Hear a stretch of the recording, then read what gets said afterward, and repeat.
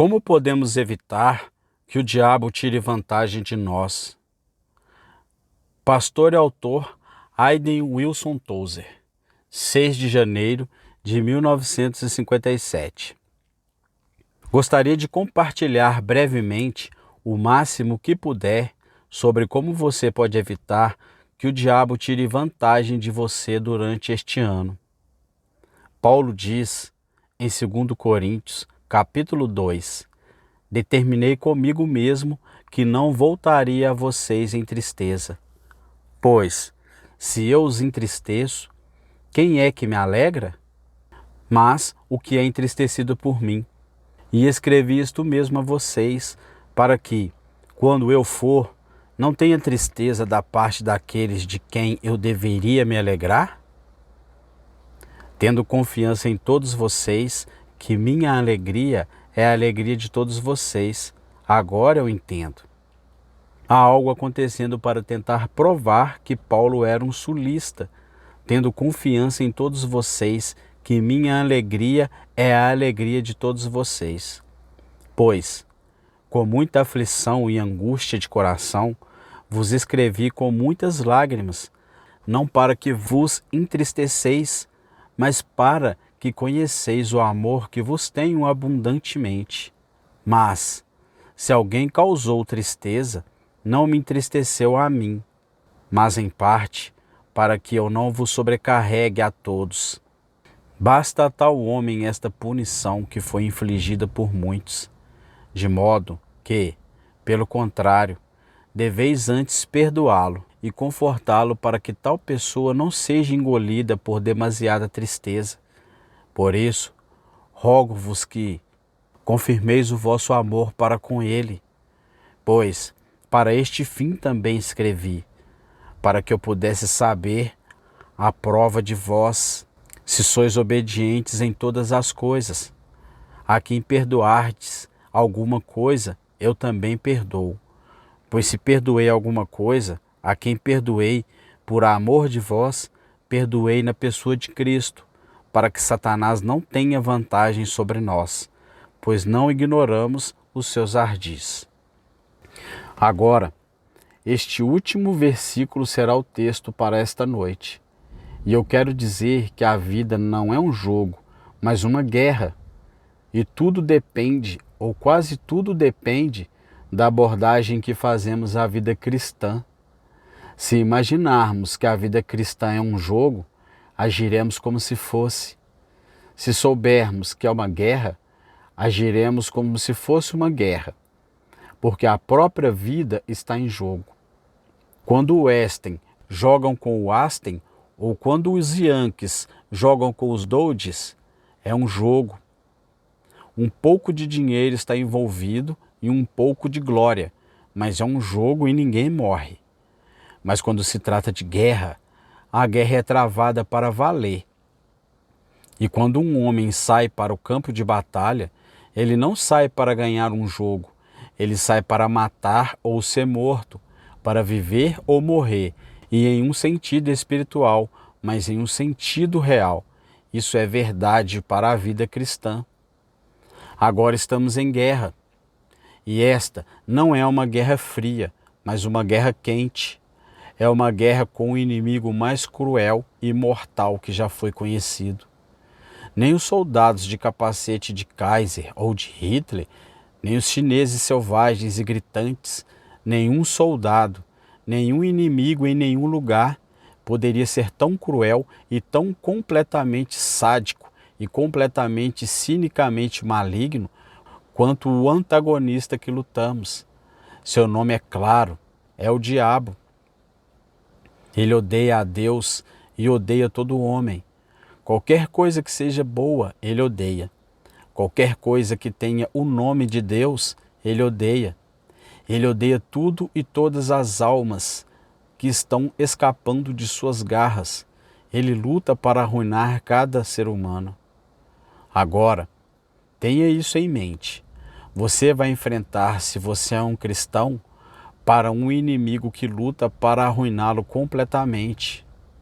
Ele quer te despedaçar, destruir seu testemunho cristão e destruir a igreja que ele puder e cada igreja que ele puder derrubar e destruir. Esse é o negócio dele. Agora, nesta guerra, não há regras da parte do diabo. Ele é completamente mau e ele não conhece as regras de Genebra ou quaisquer outras regras. Ele tira vantagem. Ele tem uma vantagem pelo fato de que ele não tem regras e não conhece regras. Assim como um gangster ou ladrão tem uma vantagem sobre o cidadão decente, porque o cidadão decente conhece regras, regras éticas, regras morais, regras legais, mas o fora da lei não reconhece nenhuma. Então, o fora da lei sempre tem a vantagem. Então, Satanás tem a vantagem porque ele mentirá e o cristão não. Ele enganará, trairá e envenenará. E ele vence obtendo essa vantagem, se puder, e mantendo-a. Agora, tudo o que nos enfraquece o fortalece. E é por isso que eu quero falar com vocês agora sobre como podemos impedi-lo de obter a vantagem. Ele a tem, mas podemos tirá-la dele e podemos impedi-lo de usá-la. E essa será a pequena conversa essa noite. Aqui estão algumas maneiras pelas quais o diabo tentará obter uma vantagem este ano. Ele tem uma vantagem quando toleramos qualquer irregularidade. Isso está no texto que eu li para vocês de Paulo. Vocês sabem que transgressão foi essa lá atrás.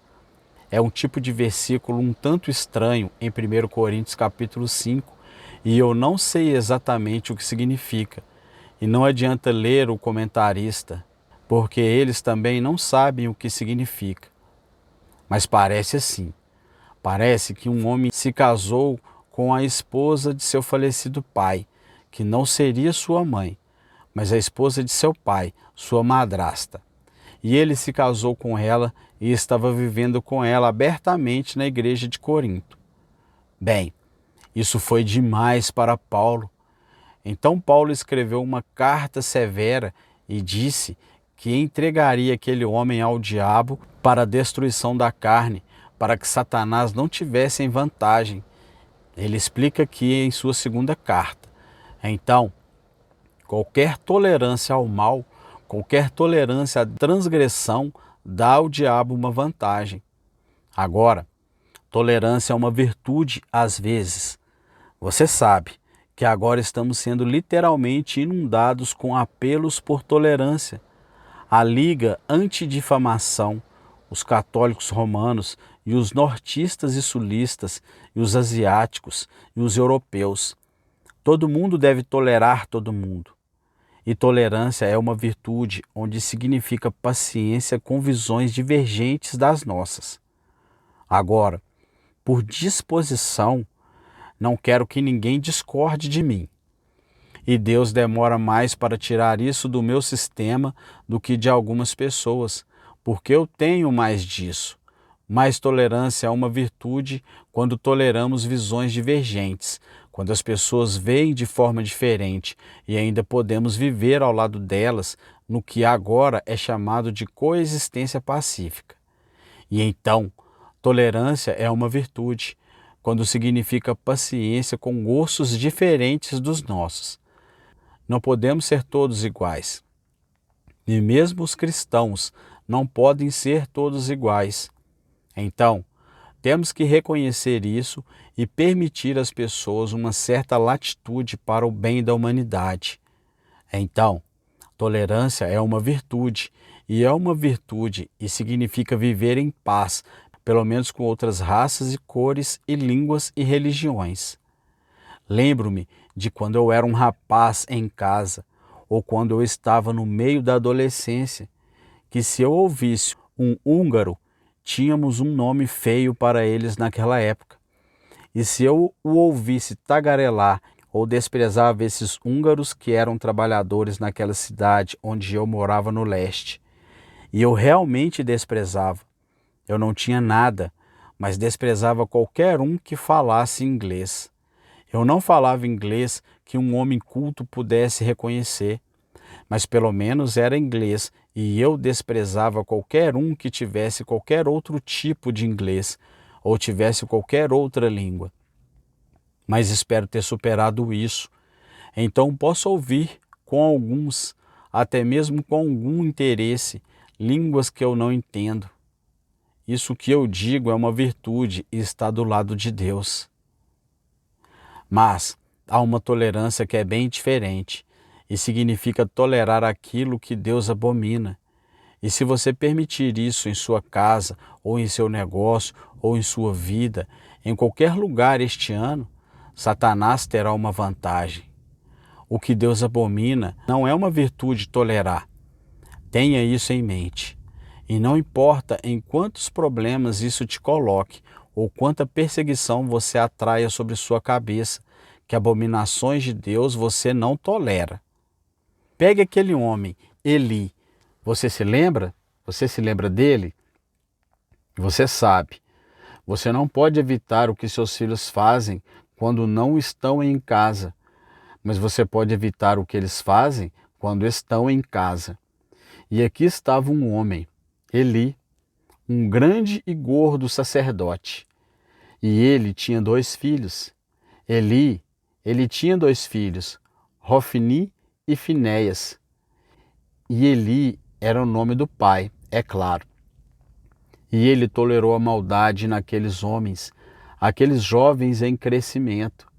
Eles ficaram velhos o suficiente para serem sacerdotes, e ele era fraco demais para dizer não. Então, ele permitiu que aqueles meninos escapassem, como o que dizemos, foi assassinado. E você sabe qual foi o resultado. O resultado foi que a arca de Deus foi tomada. Hofni e Finéias foram mortos. A esposa de um deles morreu no parto, e Eli caiu e quebrou o pescoço. E o sacerdócio passou dele para a linhagem de Samuel. Agora, isso é o que acontece com um homem que tolerou o que Deus abominou. E se você fizer isso este ano, ou se fizermos isto nessa igreja, ou eu sei que algumas pessoas imaginam que eu sou um pouco duro e dizem isso. Elas acham que eu sou um pouco duro e querem saber por que eu faço algumas coisas. Meus irmãos, eu quero ser o mais suave possível com as pessoas, mas não permitir que entre na igreja o que é mal. Mantenha-o fora, mantenha-o o mais longe possível. O suficiente disso entrará do que eu não sei, sem permitir que nada disso entre do que eu sei. Agora, você se lembra de como Israel tolerou o pecado? E o resultado foi que ele alienou Deus e o transformou de amigo em inimigo e trouxe desolação sobre si mesma. Você ouvirá o nome de Israel, e agora israelense, e você ouve o nome judeu, e às vezes você ouvirá cuspido como se fosse uma palavra má, e tem sido assim por 3.000 anos. Em todo o mundo, o nome judeu tem sido um nome que trouxe muita desagradabilidade. Agora, eu não me sinto assim sobre isso. Eu amo os judeus, sou amigo dos judeus. Eu oro por eles e estou em 2 conselhos dedicados ao bem-estar deles, e não há nada antissemita aqui e nisso. Quero apenas dizer que Deus os espalhou para o exterior e eles foram espalhados para o exterior. E antes disso, por muitos anos, eles estavam em apuros com os midianitas e os cananeus e os filisteus e todos os outros, porque Deus retirou sua proteção, porque eles toleraram o que Deus abominou. E você sabe, isso aconteceu com Israel.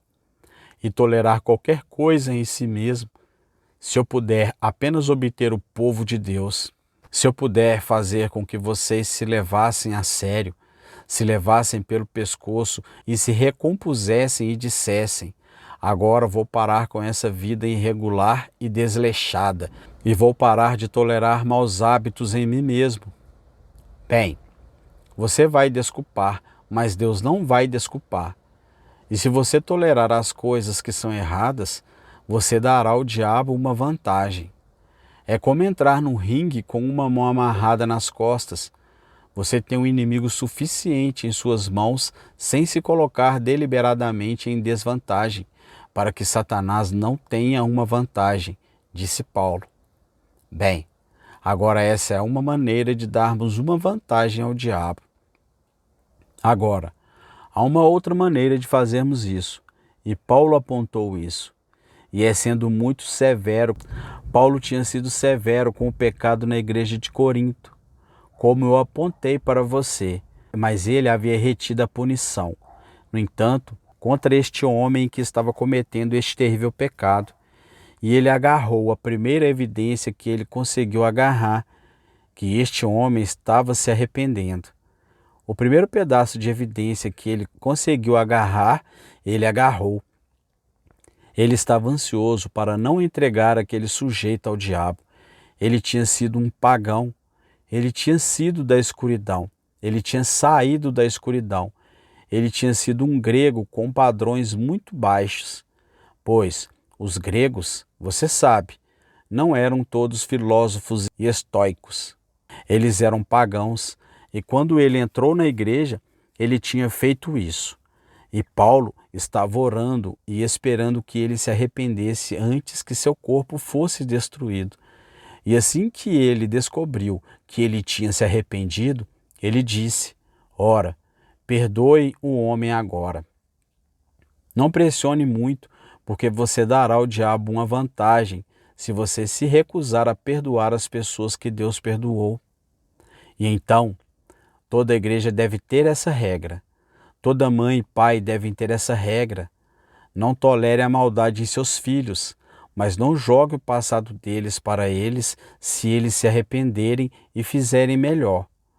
Mas esse homem, Paulo, sentiu que o transgressor já havia sido punido o suficiente pelo descontentamento da multidão de Corinto e por sua própria consciência. Irmão, quando Deus começa a açoitar um homem pelo pecado, não quero acrescentar nada a isso, nem um pouco, pois me lembro que quando Deus, para punir Israel, permitiu que um certo rei subisse sobre Israel, então ele se voltou contra o rei e disse: eu estava punindo meu povo e você está aumentando a punição. Agora, você vai entender. E então, punimos o povo que puniu Israel, por meio de grande severidade para com os fracos e os pobres, e o pecado é sempre ruim. Lá vou eu, mas pela graça de Deus, disse John Wesley, quando viu um homem cambaleando pela rua. Lá vou eu. E não há nenhum de vocês aqui que tenha o direito de menosprezar alguém religiosamente, e não me importa quem seja. Na segunda-feira passada, exatamente ao meio-dia, 11h30 para meio-dia, preguei para 200 homens. O irmão Moore estava comigo. E ele disse: este edifício, isso cheira melhor do que a maioria das missões, não é? Estávamos no escritório, então, ou na pequena sala onde eles mantinham as pessoas. E eu cheirei e disse: realmente cheira. Está tudo bem. Então eles nos levaram para onde estavam 200 homens da rua, homens com um olhar vazio, o olhar distante, homens com barbas que não sentiam uma navalha, Deus sabe quando. E então mudamos de ideia. Era a velha e estranha combinação de impureza e antisséptico. Bem, eu preguei para aqueles homens, e eu acho que eu tinha um coração terno para com aqueles homens. Embora não houvesse um homem lá, mas o que estava lá por sua própria escolha. Ele estava lá por sua própria vontade. Ele escolheu pecar. Por que eu não estava sentado lá, um velho vagabundo corcunda? Por que eu não estava sentado lá com uma barba de 10 dias e uma camisa que não tinha sido trocada desde o dia de ação de graças ou antes? Por quê? A graça de Deus, meus irmãos, o que eu tenho e não tenha recebido? Mas se você menospreza as pessoas que recuam, ou que caem, ou que são fracas, você está dando uma vantagem ao diabo. Elas dão uma vantagem a Satanás na igreja. A dureza nunca foi um remédio certo, nunca desde que o mundo começou. Meu pai era um velho fazendeiro e ele era um homem duro, isto é, não com sua família, mas ele acreditava em fazer tudo daquele jeito duro e áspero. E se ele pudesse encontrar remédio em algum lugar, ele nem perguntava o que era. Ele tomava se não se sentisse bem. Ele não sabia o que era, ele tomava. Costumávamos ter uma coisa chamada óleo de Harlem, um pequeno frasco do tamanho do meu dedo ali. E quando um cavalo ficava doente, não importava o que ele tivesse, desde espasmos para cima, nós apenas arrancamos sua língua, seguramos e derramamos este óleo de Harlem no cavalo. E havia um pouco dele que não foi usado. Então, um dia, meu pai ficou doente e abençoe minha alma e o meu corpo se ele não tomasse esse óleo de Harlem.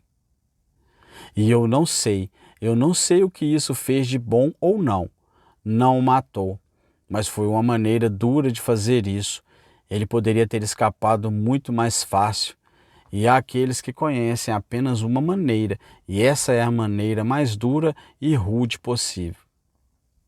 Meus amigos, para encontrar o equilíbrio entre tolerar o mal ou não tolerar o mal e ainda ser paciente com o malfeitor, é preciso mais graça e mais sabedoria do que você e eu temos. Deus tem que nos ajudar, e se Ele não nos ajudar, damos uma vantagem ao diabo.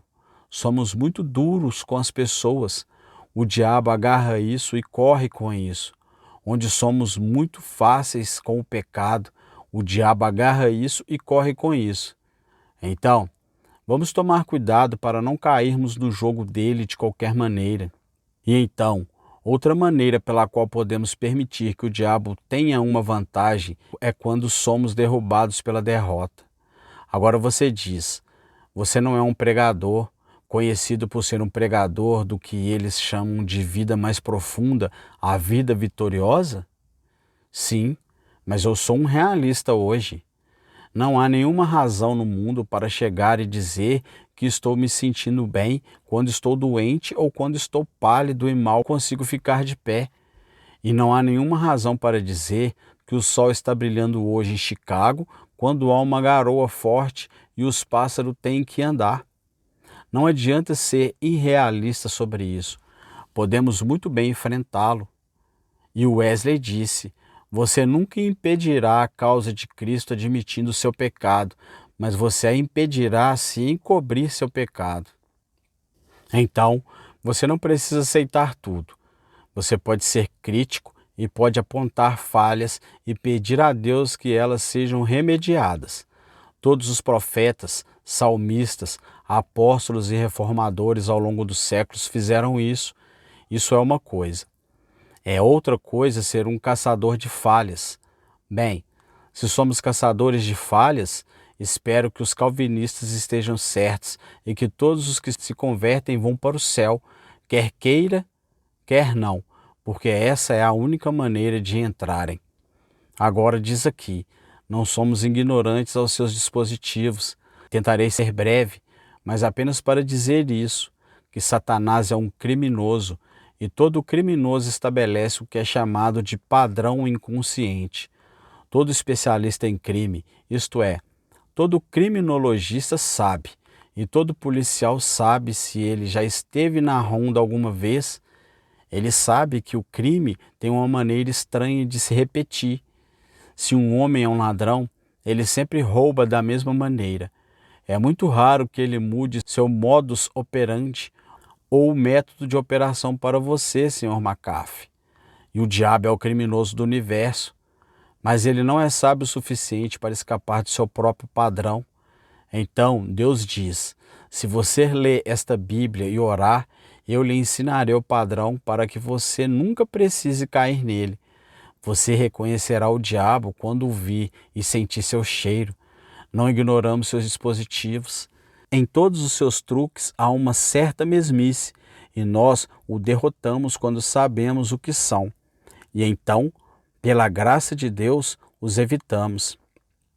Bem, como podemos conhecê-los? Eu digo isso brevemente, pela luz da palavra, pela oração por sabedoria e pela iluminação do Espírito. Eu não quero dar ajuda e conforto ao diabo, você quer? Nem por uma fração de segundo. Pedro uma vez jogou bem nas mãos dele. Ele disse que não, Senhor. E Jesus se virou tristemente e disse: vá para trás de mim. O diabo, ele disse: você não fala como do céu, mas da terra. Pedro não pretendia fazer isso, mas ele fez. Ele jogou nas mãos do diabo. Irmãos, você e eu queremos ser limpos e vitoriosos este ano. Limpos e vitoriosos. Queremos que cada semana seja uma semana vitoriosa e frutífera. E queremos que cada dia seja um dia bom, limpo e vitorioso. Então agora, vamos pela graça de Deus vigiar e nos manter livres dessas coisas. Mas nada que eu possa lhe dizer esta noite o salvará de tropeçar, a menos que você busque as Escrituras, ore e confie no Espírito Santo para iluminar seu coração. Seja obediente, amoroso e confiante. Você pode ter uma vida vitoriosa durante todo o ano de 2025. E sabe de uma coisa? Este pode ser o último ano. Pode não ser, mas pode ser. Agora, não vou fazer um convite hoje à noite. Vou deixar você ir para casa depois que cantarmos um número. Mas começando no próximo domingo à noite, como eu disse, vamos lidar com a vida cristã vitoriosa. Vamos lidar com os 4 estágios na estrada em direção à perfeição espiritual. Não saia por aí dizendo que não estou voltando para um perfeccionista. Não, pois eu lhe digo que acredito em uma perfeição que começa aqui, mas termina na glória. Mas temos um longo caminho a percorrer, a maioria de nós, até mesmo para começar no começo dela. E eu quero falar sobre isso nas próximas semanas, tudo bem? Deus abençoe.